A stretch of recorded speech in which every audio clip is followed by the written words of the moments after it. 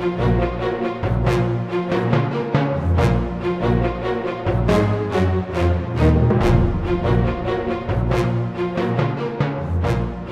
Georgia is, by any stretch of the imagination, a bit off the beaten track. It is an island 167 kilometers or 104 miles long, in the middle of nowhere, nowhere being the southern Atlantic Ocean. It is 7,600 miles or over 12,000 kilometers from London.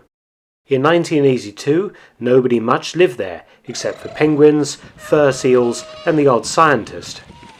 Claimed for Britain by Captain James Cook in 1775, it's been a British possession ever since, and in 1982 was administratively lumped in with the Falkland Islands off Argentina to form a colony. In the 19th and early 20th centuries, South Georgia had been populated by Norwegian whalers, as the lucrative trade led to the creation of several busy settlements on the island, including Grytviken and Leith.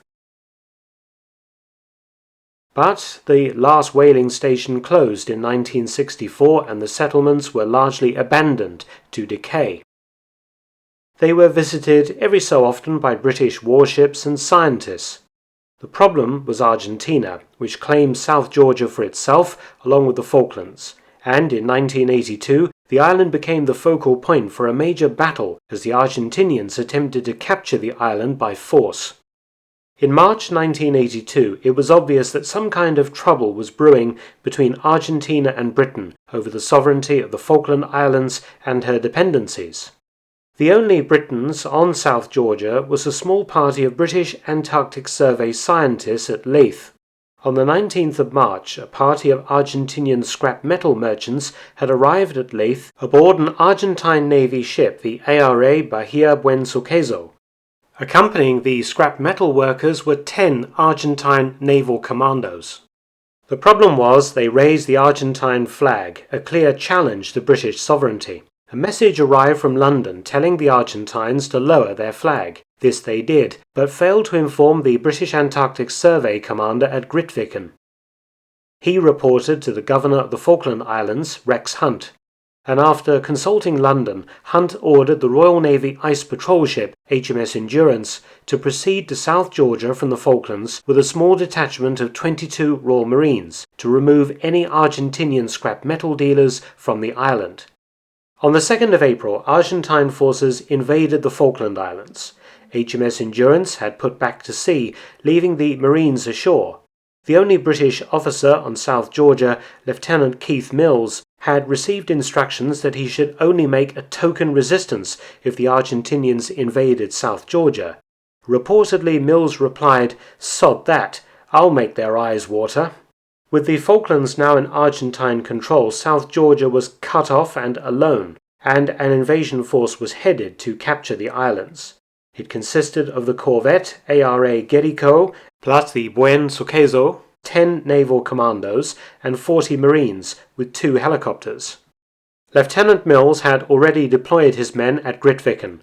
The beach at King Edward Point had been wired and mined, and some trench positions created around the British Antarctic Survey buildings.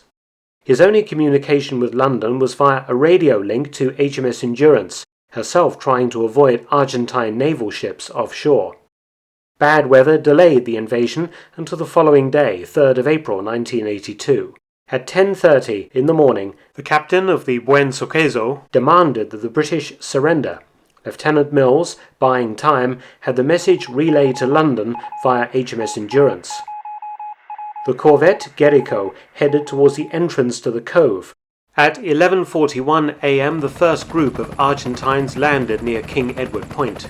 An Alouette 3 helicopter carrying the first group of Argentine Marines flew straight into the sights of Marine Robert Ashton, who was armed with a 7.62mm L4A4 Bren light machine gun. He held his fire as the British had been ordered by London only to fire if fired at. A second wave of Argentinian Marines took off at 11:47. They were aboard a Puma helicopter. Both landings would be within view of the British Marines. The Puma was engaged by the British with intense small arms fire. Belching black smoke, the crippled Puma limped across the bay and crash-landed.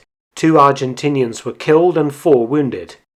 The Argentine Marines ashore now attempted to assault the British positions, but were themselves pinned down by withering fire.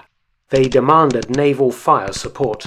The corvette Guerrico steamed into the cove and opened fire at 11:55. Unfortunately, the ship's 20mm guns jammed after firing 1 round. The 40mm armament went dead after 6 shots, and the 100mm main gun after 1 shot. The British now responded with everything they had. Bullets shattered the starboard bridge window and went through the radio shack. A British Bren gunner killed an Argentine petty officer and wounded 2 sailors who were trying to clear the jammed 40mm guns. A Law anti-tank rocket hit the ship, jamming a turret's elevator mechanism, and a round from an 84mm Carl Gustaf recoilless rifle skipped off the surface of the water and hit the Guerrico's hull. A cheer went up from the British. The Guerrico went about and ran the British gauntlet again in an attempt to escape the bay. Sergeant Leach, the senior British NCO, armed with an L42A1 sniper rifle, a converted World War II Lee Enfield, took aim. He opened fire at the bridge. As Mills and the rest of the platoon fired, Leach's shots forced the helmsman, the captain, and the quartermaster to dive for cover.